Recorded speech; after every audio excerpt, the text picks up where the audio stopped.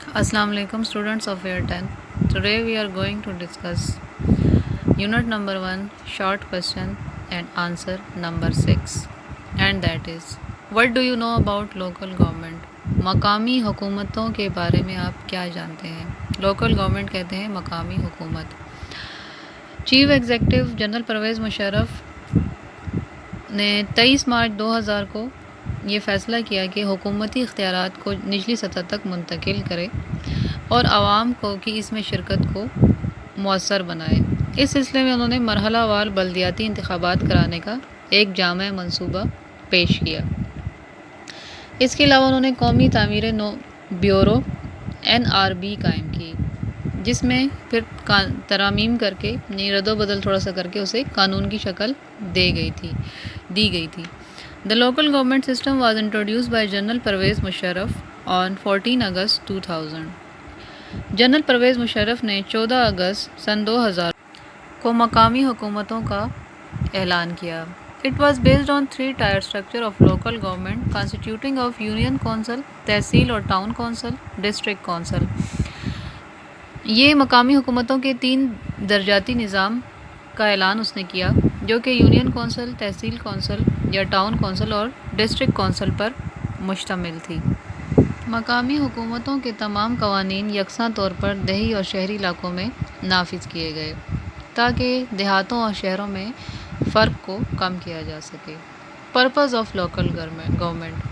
The purpose of local government was to reduce rural and urban disparity. They were responsible for local development work. جیسا کہ میں نے آپ کو بتایا کہ یہ نظام اس لیے قائم کیا جا رہا تھا کہ دیہاتوں اور شہری علاقوں میں جو لوگوں کا معیار زندگی ہے اس میں فرق کو کم سے کم کیا جا سکے. They were responsible for local development work، یعنی لوکل ایریا میں جتنے بھی ترقیاتی کام تھے اس کے لیے یہ تینوں کونسلز جو تھیں یہ رسپانسبل تھی. ان کی ذمہ داری تھی کہ ان علاقوں میں جتنے بھی ترقیاتی کام ہوتے ہیں، جتنے بھی فنڈز ان کو ملتے ہیں، وہ ٹھیک طریقے سے خرچ کریں اور لوگوں کی بہتری کے لیے کام کر سکیں. Structure of local government. اب اس کا اسٹرکچر کیا تھا؟ Reserve seats. Labours, womens, minorities and farmers are given representation and reserve seats in the local council.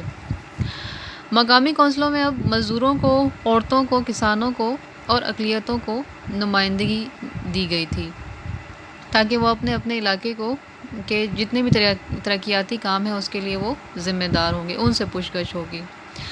Number 2 ہے سلیکشن آف ناظم اینڈ نائب ناظم.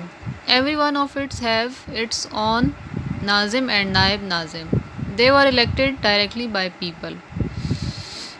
اب مرحلہ وار انتخابات کا آغاز جب ہوا 2000 میں اور جولائی 2001 کو اپنے اختتام پر پہنچا، جس کے بعد یہ تحصیل اور ضلع کونسلیں قائم کی گئیں، تو اس میں یونین کونسل کے نائب اور جو نائب ناظم تھے وہ براہ راست عوام منتخب کرتے تھے. یعنی عوام ان کو ووٹ دیتے تھے، ووٹنگ ہوتی تھی جس سے عوام جو بھی چاہتے، مطلب ایک علاقے میں کچھ لوگ جو ہے وہ ناظم اور نائب ناظم کے لیے الیکشن میں کھڑے ہو گئے، تو جتنے بھی اس علاقے کے لوگ ہیں وہ اس کو ووٹنگ کے ذریعے سلیکٹ کرتے تھے یہ کون ان کے لیے بہتر ہے یا ان کے لیے اچھے کام کر سکتا ہے. The post of commissioner. The post of commissioner and deputy commissioner was abolished. Abolish کا مطلب ہوتا ہے ختم کر دینا.